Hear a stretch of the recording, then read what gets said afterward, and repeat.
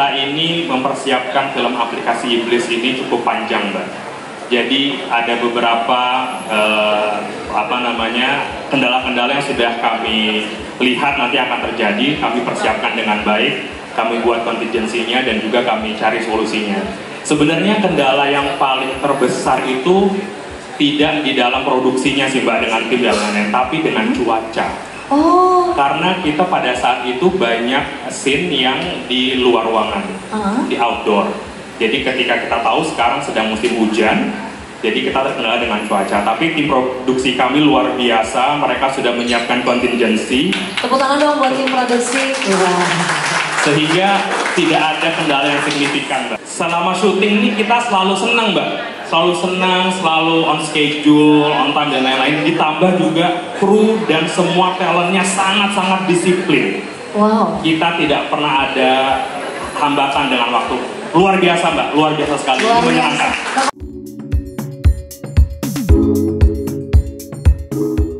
Oke, jadi memang kita angkat tema ini karena kita menggunakan handphone kan sudah sehari-hari ya Mbak ya? Betul. Jadi semua orang di sini pasti sudah familiar dengan penggunaan handphone dan tentunya ada sisi positif dan negatif dari penggunaan aplikasi. Ya. Nah, jadi ini masuk ke mungkin ide kenapa kita tercetuskan. Iya, soalnya kan jadi memang ada dua alasan waktu kita bikin konsep cerita ini, kenapa kita ngangkat tema ini. Yang pertama itu kenapa kita pilih aplikasi, karena memang waktu pencetusan ide ini kita melihat ada beberapa fenomena yang terjadi beberapa tahun belakangan ini. Kalau misalkan saya yakin Mbak dan kita semua maupun teman-teman semua pasti familiar kalau misalkan kita lagi buka medsos atau bahkan main game, kita suka kena iklan. Nah di iklannya itu pasti sering muncul iklan yang kalau misalkan cerita ini kalau misalkan kita lagi punya masalah, si aplikasi ini menawarkan solusi yang instan. Iya, pinjaman. Nah itu solusinya agak kesana ya. KTA. Hanya 5 menit saja, nyawa Anda akan hilang. Betul. Oke. Nah, sebenarnya kan pada prakteknya ketika kita menggunakan aplikasi itu kan nggak semulus itu. Pasti banyak tiba-tiba ada aja yang kejadian, tiba-tiba efek negatif itu tiba-tiba merembet kemana-mana. Bahkan bukan cuma untuk pengguna, tapi dampak negatifnya itu bisa ke keluarga, teman, bahkan cuma sekedar kontak di handphone. Nah, konsep ini kita kawinkan dengan dunia horor, dimana pasti ada keresahan dimana orang-orang yang kebetulan mungkin baru kehilangan orang yang disayangnya, masih punya pesan yang pengen disampaikan, itu mencari cara. Salah satunya tiba-tiba nggak ada aplikasi ini. Wow, benar juga sih.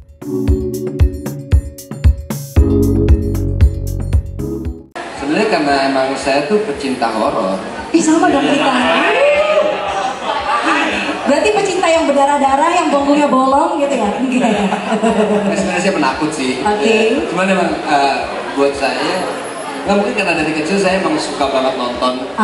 Jadi apa aja tuh saya tonton. Jadi buat saya semua genre film itu bagus dan semua punya tantangannya masing-masing gitu. Ya juga aja sih sebenarnya sesimpel itu.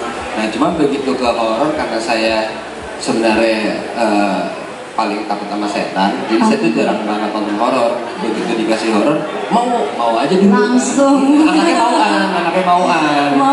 Iya, begitu mau, baru gitu. Aduh. Lagi. Wah ternyata ini saudaranya aja udah merasa agak ketar-ketir gitu ya. Tapi syutingnya tuh semua udah kelar semua, udah selesai. Udah selesai.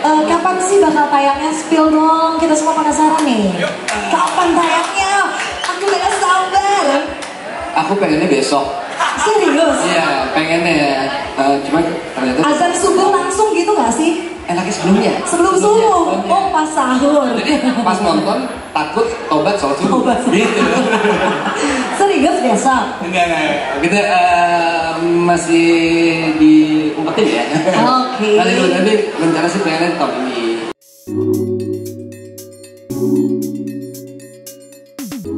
Sebenarnya ini ceritanya horor komedi. Cuman saya rubah menjadi horror thriller, horror suspense. Karena takutnya karena saya nggak bisa ngelawak ya, jadi jangan terlalu komedi lah, kita bikin suspense aja deh. Ini horror suspense mas.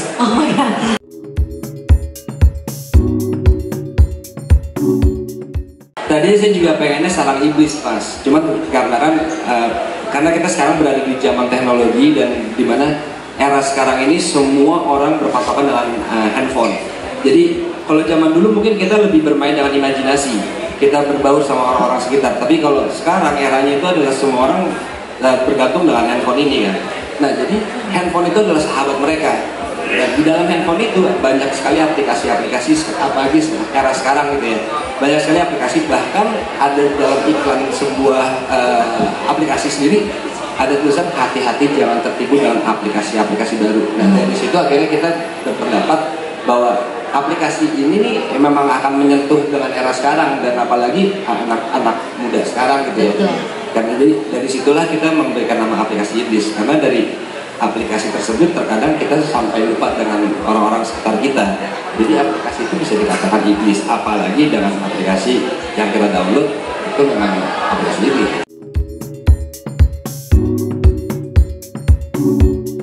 Nantinya itu akan ada perubahan-perubahan saat orang sudah bermain dengan aplikasi tersebut, sama halnya kayak kalau sekarang kita bermain dalam satu aplikasi yang memang kita suka banget, kadang kita kan suka lupa dengan diri kita sendiri.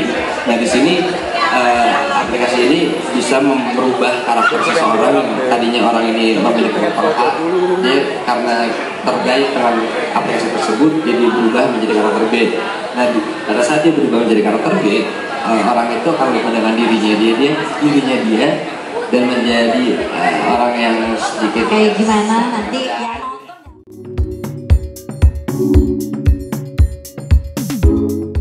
Saya ini tugasnya hanya nonton, jadi yang bekerja itu mereka semua. Saya nggak bekerja di sini, saya hanya main, saya hanya tertawa aja. Tapi saya hanya kalau dibilang sebuah karya bagus apa enggak, buat saya semua karya itu bagus karena semua karya punya target dan punya kualitas standar masing-masing. Tapi kalau buat saya orangnya agak-agak suka berimajinasi, dan saya itu anak yang penuh banget dengan mimpi. Karena hidup saya tuh selalu bermimpi. Jadi di mimpi saya tuh selalu saya cuma pengen, gue mau bikin film yang sesuai dengan hati gue, yang jujur. Dan yang buat gue jujur adalah yang pertama itu rasa. Saat gue bikin sebuah karya, pasti gue akan minta pemain itu untuk mengulangi kalau rasanya itu gue nggak dapat sebagai penonton. Karena buat gue adalah penonton pertama. Jadi kalau misalnya memang rasanya itu belum ada, gue pasti minta ulang. Boleh nggak sekali lagi, kita coba lagi yuk. Nah, pertama itu pasti alur emosi yang gue jaga.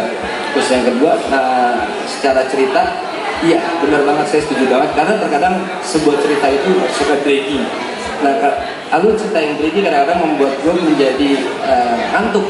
Nah, di sini gue mencoba untuk meminimalisir adanya draggy itu. Jadi setiap sequence, setiap realnya kita bikin harus ada apa nih, ada turning point dari setiap menit yang saya bikin gitu kan. Dan juga yang terakhir, gue suka banget dengan shot-shot yang aneh ataupun warna yang aneh, karena saya pribadi orangnya itu belajar karena melihat. Jadi saat sesuatu yang saya lihat itu menarik, itu yang saya pasti akan tunjukkan gitu. Jadi di sini saya pengen membuat sebuah karya yang menarik di mata buat penonton, gitu sih.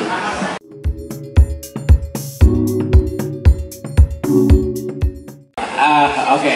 Halo semuanya. Jadi singkat aja kali ya.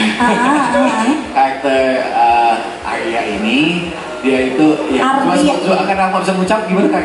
Arya. Ya karakter Arya ini dia itu karakter yang penuh dengan kasih sayang sebenarnya. Oh, kasih sayang. Iya, karakter yang sangat-sangat mencintai Laras gitu sih. Sebenarnya dia itu orang yang baik, orang yang hidupnya dia itu flat aja, hidupnya dia itu ikutin jalur aja, udah lurus aja, nggak ada aneh-aneh sama sekali. Sampai ya suatu saat emang ada kejadian yang membuat Laras jadi nggak ada, itu yang membuat dia jadi berubah 180 derajat gitu. Itu yang membuat dia jadi mulai melenceng, mulai aneh-aneh segala macam di situ sih.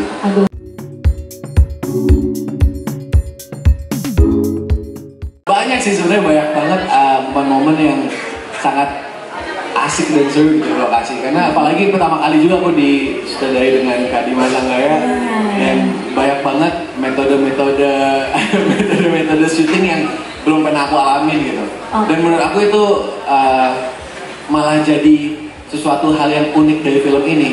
Banyak banget treatment yang nggak kalian lihat lah di film lain yang dilakuin dengan Kak Dimas di sini gitu. Oke, kalau yang nggak bakal dilihat, tapi scene yang paling menantang bagi Arya, scene apa tuh? Nggak usah lengkap, pokoknya kasih clue aja, clue-nya aja. Ya, clue-nya jadi orang setting. Oh, sedih. Iya, orang gila deh. Oke.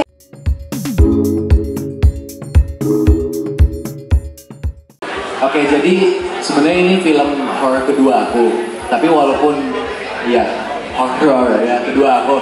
Tapi walaupun ini film udah pernah melakukan film horor, di sini banyak banget treatment, banyak banget shot, banyak banget pendalaman karakter yang berbeda dengan film horor pertama aku.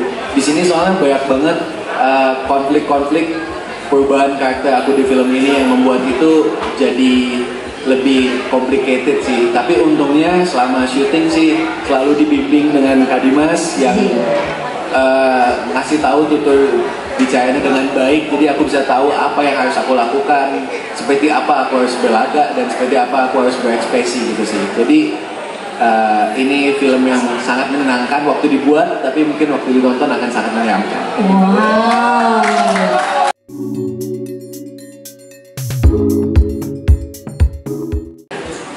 Laras itu orangnya ceria banget dan dia sayang banget sama Arya dan teman-temannya Arya juga, dia care sama semuanya. Laras itu yang kayak hidupnya itu harus teratur banget, pokoknya semuanya harus terurus. Dia very wise, very mature, very cutesy deh pokoknya. Ya gitu. Nah sih jadi Laras 11-12 ya Mbak Dosma, kayak ngurusin cowoknya, kayak jadi mother figure gitu. Wow. Oh, idaman banget ya saya gitu. Merawat, mengurus Arya seperti anaknya sendiri, seperti itu. Oh gitu.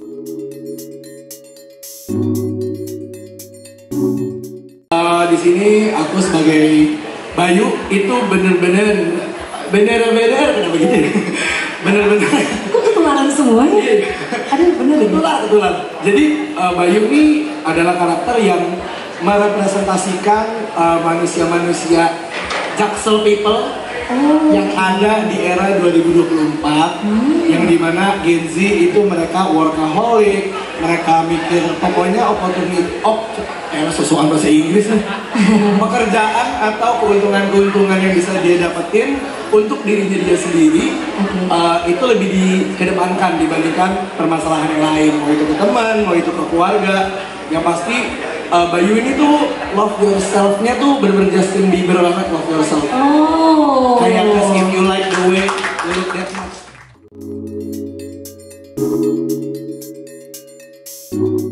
Halo, selamat siang ya. Ini selamat siang semuanya. Perkenalkan aku Aulia Dia sebagai Mia. Karakternya Mia ini unik banget karena kita itu akan dikumpulkan di satu set yang namanya scene kantor atau set kantor gitu. Mia ini anak baru yang baru keluar, lulus dari kuliahnya dan langsung merantau ke Jakarta. Jadi dia itu adalah base-nya dari Surabaya. Otomatis berdialog Jawa, Surabaya gitu. Api-api tenang gitu ya. Tapi dapat titipannya dari Kak Sutradara dan beberapa jangan dong. Dari penulis, Jawanya itu bukan yang Jawa yang medok banget. Jadi Surabayanya adalah Surabaya yang berusaha untuk lebih kayak surface gitu. Jadi ke Jakarta dia mulai kehidupan yang baru. Dia adalah pekerja keras, ambisius dan ya udah bertemu dengan karakter-karakter lainnya di scene kantor.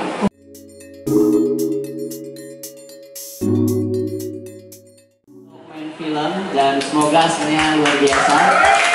Terlebih kepada Pak Sutradara kita Badi Mas Anggara yang sangat friendly banget. Wow. Iya. Dia ngayomin junior-juniornya gitu ya. Junior diayomin banget. Luar biasa. Dan menurut aku jadi Randy ini bisa dibilang keseharian aku juga sebagai itu. Nanti kita bakal nonton lah ya. Tapi kalau memang di sini menurut aku yang paling berkesan itu memang aku bisa mengutarakan ekspresi diri aku lewat martial art itu. Karena aku memang kebetulan memang atlet, jadi aku bisa mengekspresikan diri aku lewat film dan itu salah satu anugerah terbesar dalam hidup aku juga. Terima kasih Mas. Oke.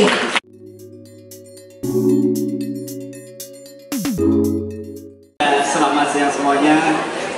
Ini saya Danang sebagai Agus di sini. Si Agus ini karakternya bukan Agus yang ono ya. Iya. Jadi ini bakal seru ya, lucu ya kayak ini.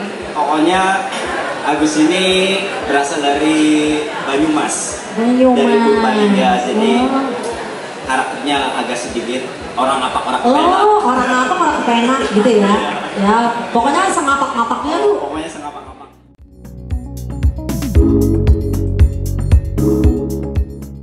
Sebagai Slamet. Slamet atau selamat? Slamet atau selamet? Slamet, ya. Saya sangat berperan di sini sebagai Slamet. Pokoknya Slamet ini ceritanya nanti kalian bisa saksikan di aplikasi Ikusnya langsung. Karena sangat baik, karena juga ada yang sedikit ganas juga dari Slamet ke depannya nanti.